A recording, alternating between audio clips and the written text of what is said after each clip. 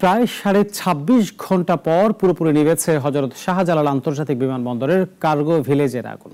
বিকেলে আগুন সম্পূর্ণ নির্বাপন করা হয় বলে জানিয়েছেন ফায়ার সার্ভিসের পরিচালক লেফটেন্যান্ট কর্নেল মোহাম্মদ তাজুল ইসলাম চৌধুরী।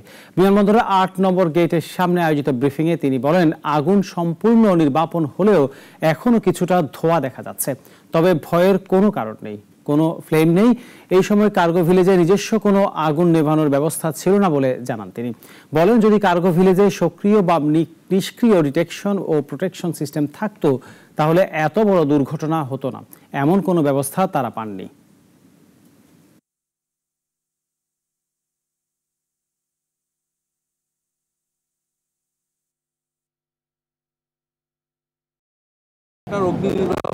যেসব বিষয়াদি ছিল এগুলো কাজ করেছে কিনা তদন্ত সাপেক্ষ, তদন্ত করে দেখতে হবে।